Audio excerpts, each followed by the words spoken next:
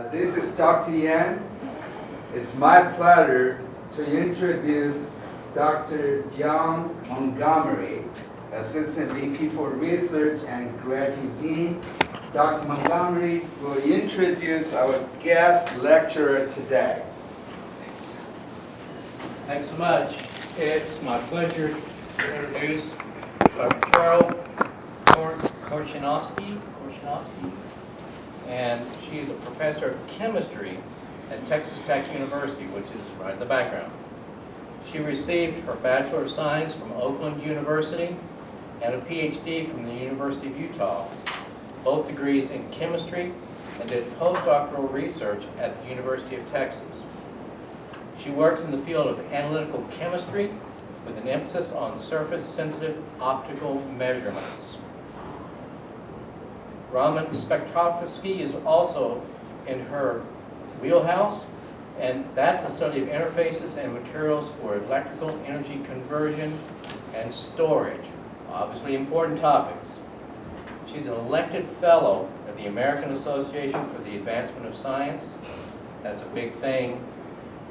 And has served as program officer for the National Science Foundation. That's another really big thing. Please welcome Dr. Carol Korzeniewski. And I want to be sure I stay on time here, so I'm going to make sure I have a timepiece at my fingertips here.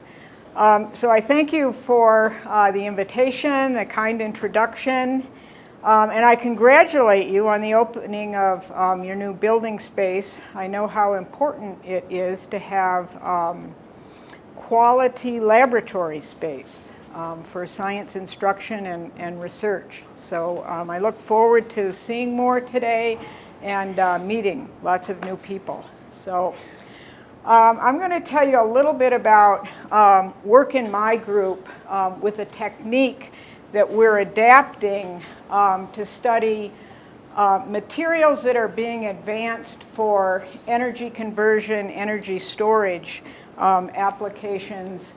And I like to start seminars. Usually I'm someplace not in this part of the country. I like to show off our sunny skies out here. This is a view of Center Campus at Texas Tech. This is our administrative building. It's one of the original buildings on campus. The building in the background here is our main library. And chemistry is just out of the picture here, just off the edge of this circle.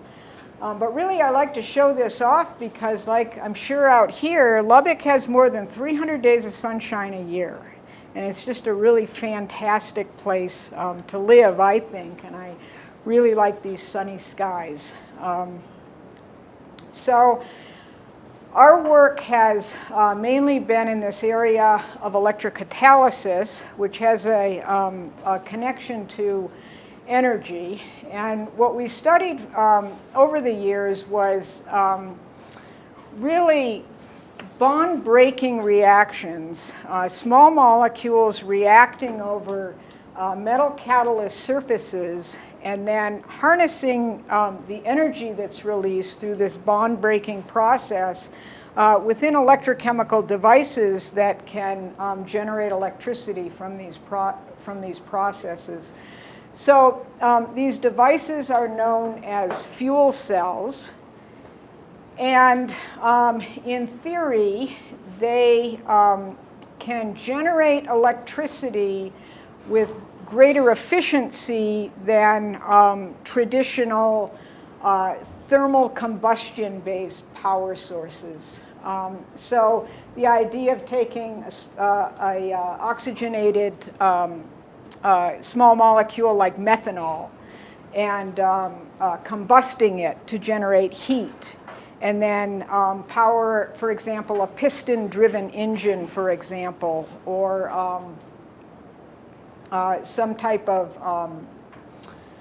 electrical generating system that's based on expansion, that takes advantage of expansion of gases. So although this is using electrochemistry to harness this energy that comes about through this bond-breaking process directly is in theory much more energy efficient, there are steps in these reactions that are kinetically slow. And so a lot of effort over the years has been put into designing new types of catalyst materials to overcome those reaction barriers. And if that can be achieved, there are a lot of gains from this sort of energy producing strategy because it can be scaled. These fuel cells can be packaged in a way that supports stationary power, so residential power generation, for example. There are around in some of the major cities around the world, they host demonstrations of fuel cell powered buses. Then it's possible to scale these devices down to support, say, portable power applications or even on-chip devices, lab-on-a-chip devices, for example. So these have a wide range of applications if we can get over some of these barriers. So fuel cells then are just like batteries. They're two electrode devices. I remembered to bring my battery prop here, right? So we can think of a battery as having two electrodes, right? And we power our device based on current flow by connecting to those two electrodes. Well, fuel cells are just like batteries, except batteries, everything that we need to generate a current is within this package. Whereas fuel cells typically house the reactants in reservoirs that are external to the cell, and then the reactants are fed to the cell. So this is an example of a hydrogen fuel cell. So we're feeding hydrogen to one side, and these sort of grainy layers here in the middle, one on each side, those represent the catalyst beds in these cells. So the catalysts, these reactions occur over precious metal catalysts. And these are typically fabricated as nanoscale particles, and those then, those tiny nanoscale particles then are adsorbed to carbons. And the carbons are much larger particles, micron scale. And then these are literally painted onto solid metal current collectors. And electrons, if we pass hydrogen, for example, hydrogen gas, H2, over platinum, we'll get spontaneous breaking of that bond between the hydrogen atoms. And if we configure this electrode properly in a device that has an electrode which can accept those electrons as they pass across the cell, then we can capture these electrons in the metal catalyst and transfer them then to the external circuit. So we can do some work in the external circuit with those released electrons, just as we would with a battery. And then we need a sink for those electrons in the end, and we typically have chemistry here that involves some sacrificial reactant, typically oxygen from the atmosphere. And again, we have another catalyst layer on this side that splits the bond in oxygen. And then as our electrons cross the cell, we can't just have negative charges crossing. We got to have some positive charges for compensation. And so those protons that are released in the reaction are transported through a membrane, typically a polymer membrane oftentimes in these cells, and there are chemically bonded to this polymer are fixed anionic sites, and they facilitate then the transport of the protons across the cell. And then at the cathode you get combination of the oxygen atoms at the catalyst with protons to give water as the product. So we can break this down into the contributing reactions, the hydrogen oxidation reaction, and then oxygen reduction, but the net reaction is just conversion of hydrogen and oxygen to water. And this, in a sense, is doing hydrogen combustion, but in a non-thermal way, right? We're harnessing the energy that's released to generate electricity in the cell in this way. But we can take the free energy of combustion for this reaction and use it to estimate a cell potential for this device. That's our thermodynamic limit for the cell.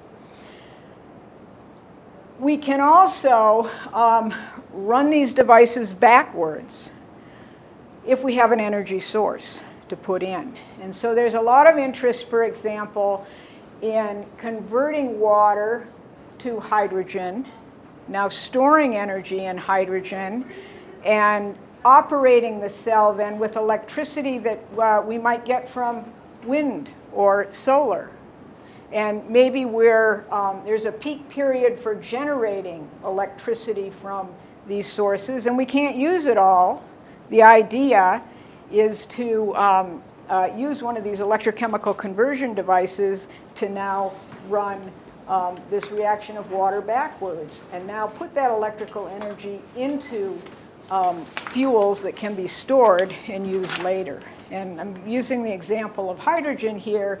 There's a lot of interest in, converting carbon dioxide from the atmosphere to liquid fuels as well.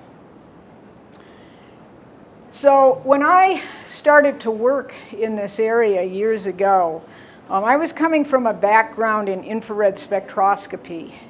And my group was looking right down on the surface of the molecular catalyst. And we were looking at chemistry, for example, bond breaking in methanol, and looking to see where are there roadblocks to driving methanol, for example, all the way to carbon dioxide, which would be desired. And the infrared spectroscopy, we know, gives us a fingerprint for the compound of interest. And we were able to detect, for example, carbon dioxide as it would stick to the metal surface, chemically bond, and then it would form a poison on the surface. It would tend to block reaction sites. But we were equipped to work with single crystal materials, and we could detect carbon monoxide adsorbed, for example, to different structural sites on stepped surfaces. We were particularly interested in the role of step sites in accelerating these sorts of chemical reactions. And with infrared spectroscopy, we had a real sensitive probe of the CO stretching vibration. And we could detect CO at these different types of sites. And when these molecules vibrate on a surface, there are intermolecular interactions that form coupled vibrational modes, and those affect the ability to do quantitation. And we know a lot about the physics of coupled vibrations, and we would apply it to looking at these sorts of systems. Well, a few years ago, I had an opportunity to do a faculty sabbatical, and I visited Joel Harris's lab at the University of Utah and worked with this technique of confocal Raman microscopy. So the Harris lab builds instruments for optical spectroscopy from individual components. And they had just completed construction of the instrument that's shown in this photo here, a little bit before my first visit. But this is a technique that allows you to look not so much at the surface of a catalyst material, but to look within these materials. And we were interested in looking within the membranes. Okay? So the Harris lab, all of their instruments that they've constructed are built on what are called inverted microscopes. So in Raman spectroscopy, and I'll say a little bit more about Raman in a moment, in Raman spectroscopy, we're using, let me back up a little bit here, our optical source is a laser, and we're bringing that laser light, we're doing microscopy, so we're bringing the laser light into a microscope. And then our sample sits on the platform of the microscope. And in these measurements, the beam comes in from the bottom, below the sample. So the objective on the microscope that we use is below the sample. And what this enables the Harris group to do are use these objectives called immersion objectives. They do a lot with oil immersion objectives. So there's a little droplet of oil between the platform on which the sample sits on and the glass in the microscope objective. And that provides very effective refractive index matching between those phases. What that does is it limits the amount of reflective losses you have, which is real important when you're trying to collect those few Raman scattered photons from your measurements. And it provides for really nice focusing of the optical beam within the sample. So what's important for our measurements is being able to form this nice little very tiny volume region within the focal region of the laser source. And we use this to probe spatially within our samples. So I can position this little volume here at different points within my sample, and then I can measure chemical composition within that defined region. But I can also sit in one position and look at composition changes. Maybe I've got some mass transport process. So I'm changing composition as species diffuse in and out of that small volume region. Or I'm performing some sort of reaction and then monitoring that reaction within that spatial volume over time. If you actually take these dimensions, so a few microns vertically and a little bit less than a micron around the central region of that elliptical shaped volume, it's a few femtoliters. So small volume, but very well-defined region from which we detect. So I told you a little bit about how these devices operate, these two electrode devices operate from the standpoint of fuel cells, power generation, and then the idea that we can run them in reverse if we apply energy in an electrolyzer configuration and generate these species for energy storage. We can also use these with a variety of different reactions to do electrosynthesis, very versatile, a lot of interest today. And also, as I'll show you a little bit more, for chemical separations. So the measurements that I'll focus on center on measurements on this material within the cell, center of the cell, that its primary focus then is to transport ionically charged species during a reaction. We'll be working with proton exchange. I'll be talking about proton exchange materials. But also another thing that's important is how this polymer and this catalyst region, that interfacial region, those sorts of interactions in there, which is something else that we're interested in. So a little reminder about Raman spectroscopy. What we're probing then is the energy of molecular vibrations, right? We're exciting movement of the atoms in the sample. And then we record a spectrum, so a plot of, in this case, the intensity of our Raman scattered photons. So we're coming in with our laser source. The photon is incident on our sample. We excite this vibrational motion, and our scattered photons then, in terms of what we detect, have less energy. So we detect this Raman shift then. And nevertheless, just like an infrared spectrum, it provides us with a fingerprint to help identify the compound And also, we can see subtle changes in band shapes, the positions, the energy positions of those peaks, and learn something about the chemical environment surrounding those species. So the first example that I'll tell you about relates to separations, actually. So when I was and I did 2 sabbaticals actually with the Harris lab, but during my first one, I was just performing measurements on very simple membrane materials. Some of them were coming from Steve Krieger's group. Steve is an electrochemist at Clemson University, and he was collaborating with a synthetic organic chemist there, and they were making variants on the traditional ion exchange, proton exchange membrane material. This is a fluorinated, it's called Nafion. It's fluorinated, so this backbone is just Teflon. And then you have more hydrophilic side chains, and those side chains terminate in an ionizable group. And these groups facilitate proton transport in the materials. So they were sending us new types of these materials in particular that had variations on that N group, and we were performing measurements on them.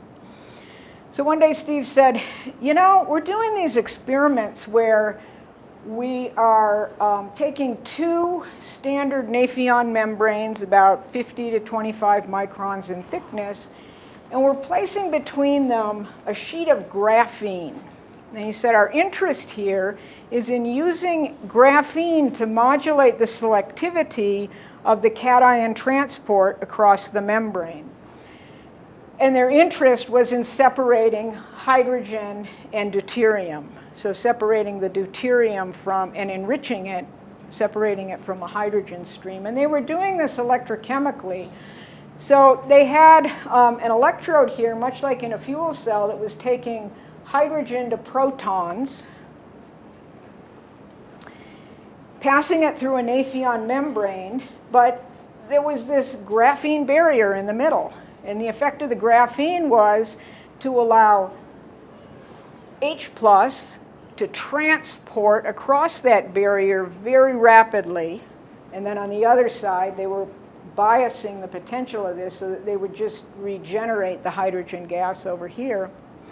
But heavier cations couldn't get across this. And so the deuterium ions would simply stay on the anode side of that cell and accumulate and become enriched. But they needed to know, were they even getting graphene into that membrane? Was it staying intact? Did it have a lot of defects? And he said, hey, do you think that your microscopy method could probe up through the middle of our membranes and detect graphene for us? And if you could tell us, is it there at all?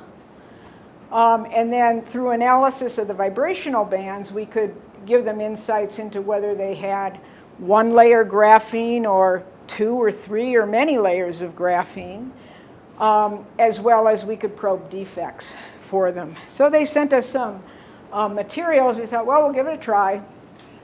And it ended up to work very well.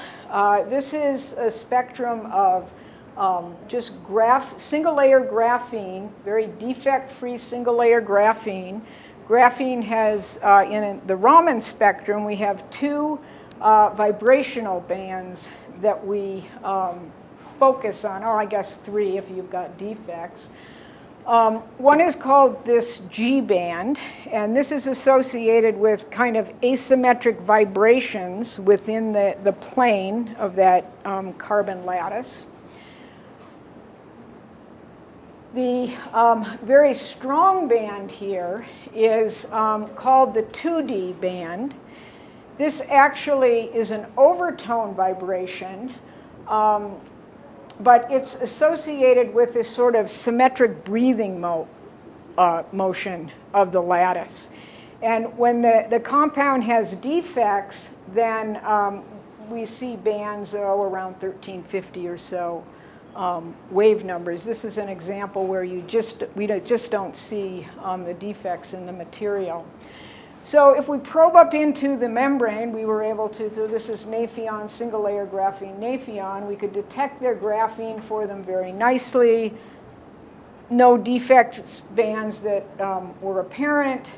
And then we can also detect a little bit of the Nafion, the polymer surrounding and in contact with that graphene sheet. And so we get nice sensitivity toward those bands as well.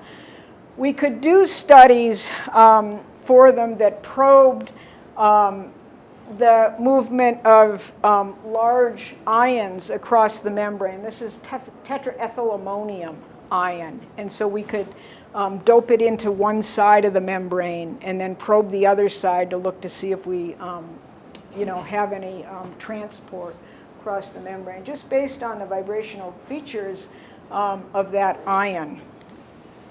So we were able to confirm that, yes, they were incorporating single layer graphene, single layer, not 2-layer, not 3-layer, but they were in fact incorporating what they ordered. Confirm that even after they operated these devices, they remained a relatively low defect density, and then we could detect both polymer membrane and cation features within them. We could also do some spatial mapping for them. Now, we didn't have a motorized stage, so this was, all these data were obtained by manually moving the stage. But, for the most part, this is a 30 by 30 micron square within their membrane material. And we can see, for the most part, this blue is very defect-free graphene, but occasionally we'd land on a spot where we'd see defects, and those spots would show up quite readily. They eventually went on to do scanning electrochemical cell microscopy mapping of these membranes, and they saw very much, this is going over a little bit, a much wider region where they can kind of hop around much more easily than we could. But they see about, the same rate of occurrence of their defects as we were seeing with the Raman. So we went on to do some other membrane work with this technique, but something that's been of interest to us more recently are membrane systems that incorporate redox active centers. And these have applications in chemical sensing, as well as some specialty applications in electric power source development. But what we did with this was to adapt our Raman system then to measure within an electrochemical cell. So this is a conventional 3-electrode system, if you know electrochemistry. We're looking at a polymer film coated on the surface of a carbon disc working electrode here. And then we just, probe with our Raman technique. We bring that little probe volume and position it within our material just below the carbon electrode. But we can incorporate redox active centers. We started this with Sustanion is commercially available. This is an anion transporting material, so there are fixed positive centers. And so we could use ferricyanide and easily diffuse ferricyanide into this system.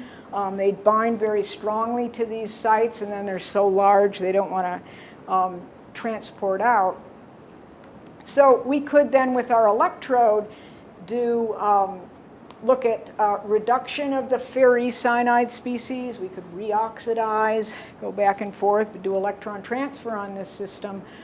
But what I'll show you is that if you've got a redox active center like this confined to a membrane that has fixed charge sites active for certain types of ions, anions, in this case, that as you put electrons into these fixed redox centers, there has to be some means to charge compensate, either by bringing cations in, and you can't because this is an anion exchange material, then you've got to kick out anions. And remember, this is in an electrolyte solution, so we've got very mobile chloride ions.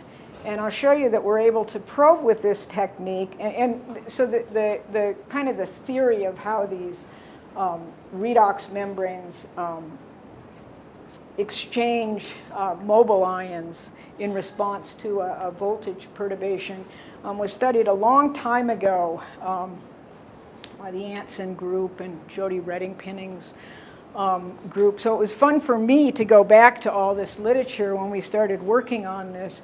But what I'll show you is that what we can measure with our spectroscopy is the dimensional change of that polymer film as we put charge in and out of those redox centers, and we can link that to movement of the electrolyte ions in and out of the film.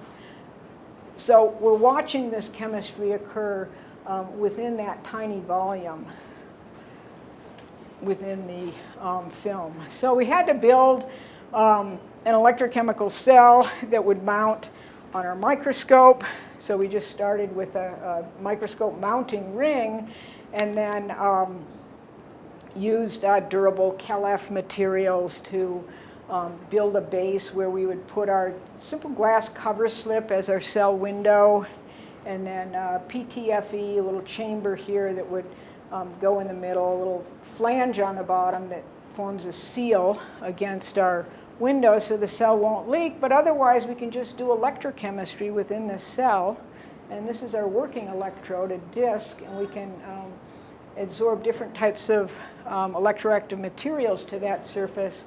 Confocal, our Raman probe comes in from the bottom, and we can focus into materials that are immobilized on that electrode. And this is a picture of a working cell on our microscope. Okay, so the first thing that we started to look at with this system, which was very obvious, was just these nice CN stretching vibrations. So we dope with ferricyanide. If we start down here at a very positive potential where this ferricyanide species is stable, we see a nice band characteristic of that species at about 2134 wave numbers. And then as we go to more negative potentials, we start driving this reaction, and the bands of the ferrocyanide species develop at more positive potentials. So this is looking across a pretty narrow spectral range here, where we're kind of keying on these compounds to see, well, do these measurements make sense, right? Okay, so now let's open it up. And when we open it up, we're looking at a region. Here's our ferrocyanide species, but all these bands here out to lower wave number are associated with polymer vibrations. So now, if we look at a step from a potential where the system's at rest, we've got this ion that we load in initially there, and now we step out to a potential where we drive this reaction. The way these spectra are plotted, the bands that point up are the new bands that appear at this more negative potential, at the reaction potential. And what we see is a lot of polymer bands point up. And that's because our polymer is getting more concentrated within that little volume. As our chloride, well, here's a strong polymer mode here at 1,000. But what's happening is that as our chloride exits, our film can contract. And as we look within that little volume here, we're watching polymer condense within that little region. And so we get nice polymer bands resolved from that. If we go backwards, now let's start at a potential where our polymer is contracted. And now let's pulse back to a region where we're generating our iron 3 species, and we've got to reincorporate chloride into the film. So now our base potential is one where the film is contracted. So we have those, strong polymer bands. And as we return to our base potential, reincorporate chloride, that polymer has to swell.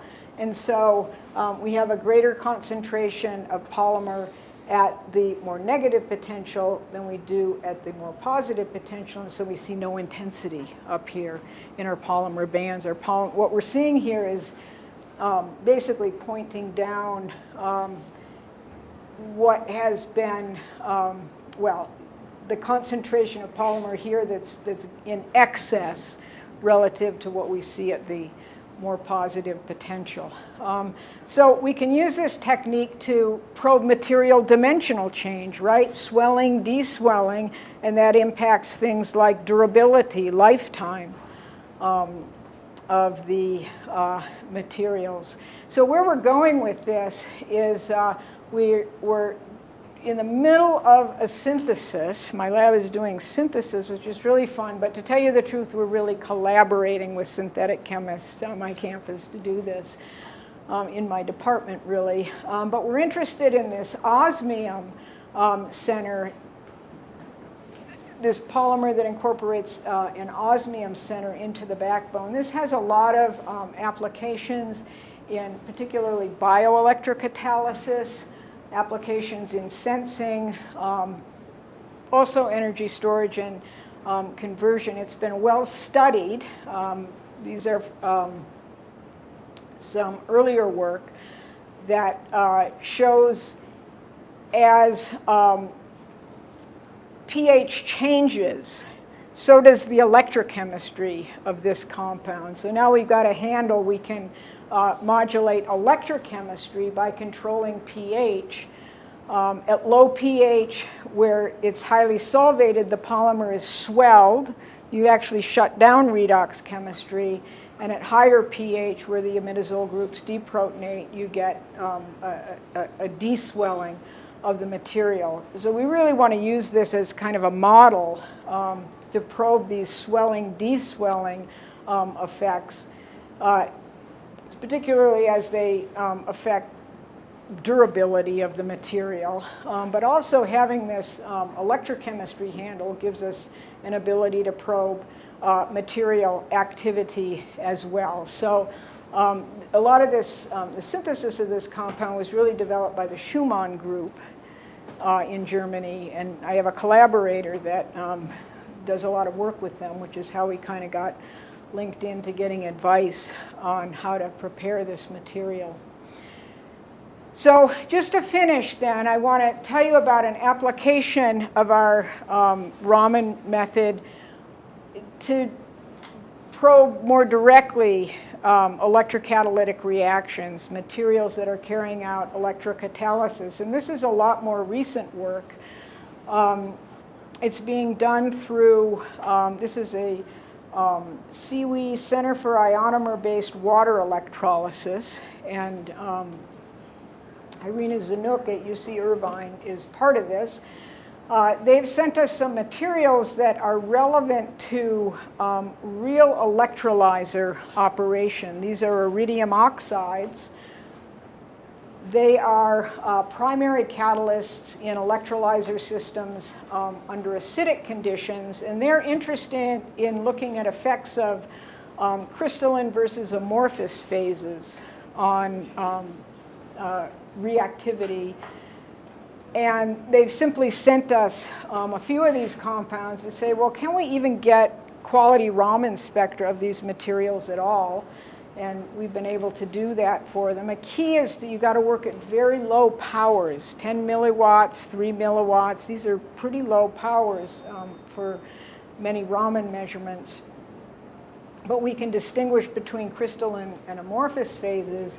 And then we've been able to do electrochemistry and measure changes in the Raman spectra. Vibrations through a spectral region here, these are low energies, right, where we're looking at mainly iridium oxygen stretching vibrations. But these are catalyst materials. It's prepared as a thin layer on a carbon electrode at this point. And again, we can probe into that phase with our Raman beam and then measure quality spectra associated with changes in that actual catalyst material as the voltage changes. So these are of interest for taking water to oxygen, O2, so high positive potentials. So we're going from kind of a rest potential up to potentials close to water evolution. And there's a good literature to start with to understand some of these changes. They mainly involve oxidation state changes of the iridium centers within the material. And then there's been some speculation that at these higher positive potentials it may be possible to observe structures that are associated with kind of active site structure of these catalyst materials. But we can run cyclic voltammograms and then correlate structural information derived from the Raman measurements at different potentials along the voltammograms. So what this is, so we've been able to demonstrate this on carbon. We've typically focused on carbon, using carbon disc electrodes as our platform for these materials because carbon has a Raman spectrum, and it's really easy to align these measurements when you're trying to probe within an electrochemical cell, probe within a phase. You like to see, when have I hit the surface, right? Real electrolyzer devices, these materials are supported on substrates that have contained thin platinum films. So one of the things we're doing right now is looking at moving to platinum electrodes and then supporting these materials on platinum. There's some real interesting effects of, as you cycle, when you're doing this on carbon, you can open up the spectral region and look at the carbon features. And there's real reversible behavior of the carbon substrate, which is quite interesting. And we're wondering if that has to do with the catalyst being very mobile on that surface. And will we pin it down a little better as we go to materials like platinum. Finally, let me finish up real quick and tell you about, so this is my part B topic under electrocatalysis, and looking now at membranes whose catalytic centers are enzymes. And this is a collaboration that we have with Shelley Mentier's group. Shelley was at the University of Utah for several years, and she's now moved to direct a center, actually, at the University of Missouri. But we've done some work where we probe within these membranes and look at a variety of structural aspects of these membranes just associated with the polymer. In order to get the redox centers, these enzymatic centers in, it's oftentimes necessary to add modifiers like this tetrabutyl ammonium ion here. And we can look at effects of this modifier on enzyme incorporation. And then structural change within the polymer and a little bit of properties of the active site of the membrane. So this is just looking within one of these fluorinated membrane materials that's looking at effects of this tetrabutyl ammonium additive. We have real nice ability to quantify TBA additions within these membranes. We can see you have a nice handle on a spectroscopic marker here for the TBA ion. And then we can, again, open up our spectral region and look at effects of protein additions. And in this case, we're looking at an enzyme here that does oxygen reduction, as well as just a model, bovine serum albumin, compound, but we can watch as protein goes in, we can watch that some of that modifier being displaced.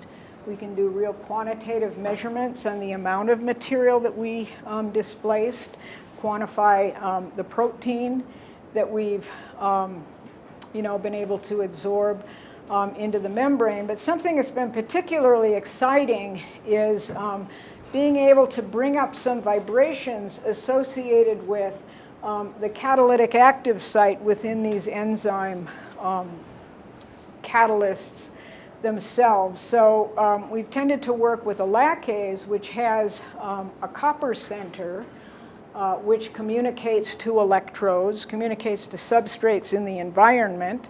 But if you're using this in an electrochemical system, it's this so-called T1 site that can communicate directly to the electrode. Well, the copper center is coordinated strongly by a thiolate ligand in the protein, and there's a few histidines that stabilize it as well. But we can come in with our Raman probe and bring up vibrations associated with that active site center. And we've been able to go in and work under conditions where we resonantly enhance those vibrations. And we're real excited about the possibility then of really putting this in an electrochemical cell and probing these right at the active site as we control voltage that's applied to the system and get the enzyme turning over and communicating with the electrode.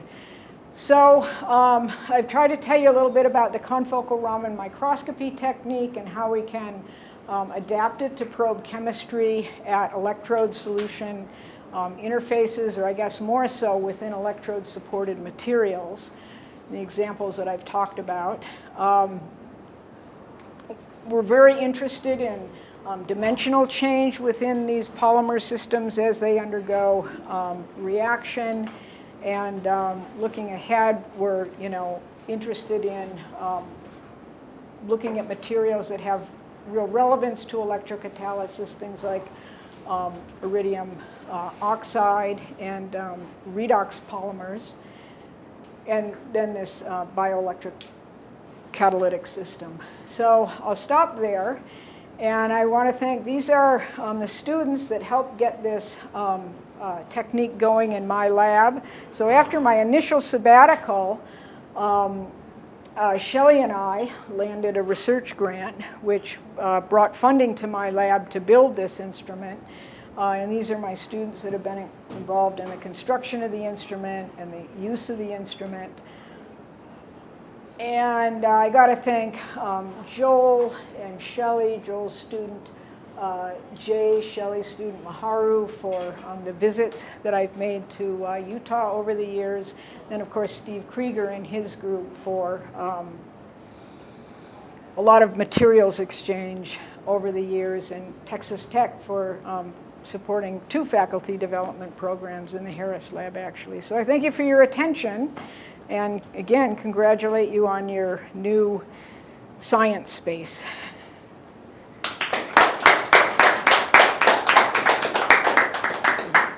Thanks so much for the impressive lecture. Questions, comments?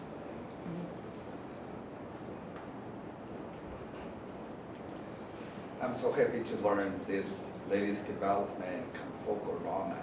And when you say this technique penetrates the membrane, that makes me happier. The reason I'm saying that, as you know, the electrochemical reduction of CO2, it is hot, especially these days when we try to reach industrially relevant current density for real commercial. People use gas diffusion electrode-based fluid cell. For that, basically, you have a copper catalyst. Mm-hmm. You have the lithium, and then you have the carbon paper. That's the gas diffusion electrode for the cathode. Do you think it's possible to use this technique for that flow system? Well, there's a lot of interest in adapting this technique to those sorts of real functioning electrolyzer devices, right, or fuel cell devices, putting a window in and looking straight into the membrane.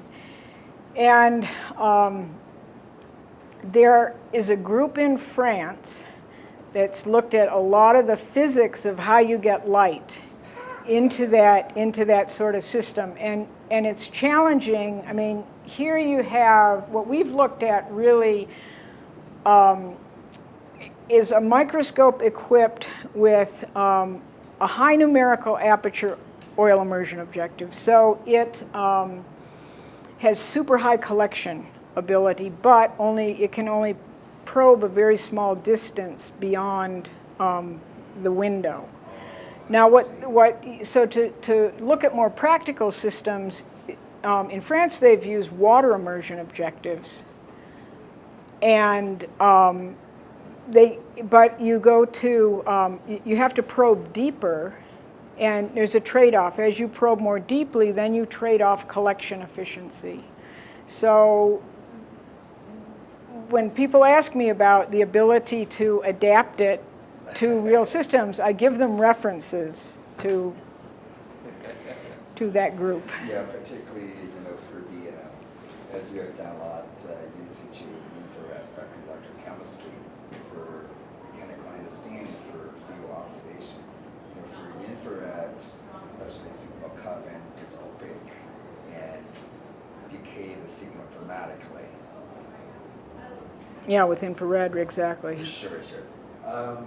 Any questions? I have a question. Actually, we have graduate students. So is there any opportunity for our graduate students to visit your lab as an internship, like during summer? Write to me. Okay. Yeah, I think that, it would be great to have students visit, get experience on the instrument, and, we can work out a project. Do you have that opportunity for faculty too? Sure. I have a former student that's visiting me right now. He's there on sabbatical, and he's brought his own materials and ideas, and he's trying to adapt them to our system. And I have a question. Fuel cell, so when you pass the hydrogen gas, so you need a solvent to dissolve it. So what type of solvent do you think is best choice? Well, when we do experiments, we're working in 3 electrode systems, and we have typical electrolyte, aqueous electrolytes. In the fuel cell systems, the product of those reactions is water. And so humidification, humidity control is really critical to how those systems operate. You know much more about that, right? Those practical issues. Yeah, so in other words, the electrolyte in those systems is that polymer membrane. It's truly interesting if you control potential, you control swelling, deswelling for that polymer. If that process is reversible, I think there'll be breakthrough. Or irreversible, and then you get all sorts of decay mechanisms, right? Right. Well, I understand some of you have a class very soon. At this moment, let me trouble Dr. Montgomery. Dr. Korzeniewski, please. Thank you very much for helping us open our new Roosevelt Science Center. And we want you to remember us, so we're going to give you a plaque commemorating your guest lectureship as our appreciation and thanks. We really do appreciate it. Thank you very much. Let's take a picture. Oh, yeah.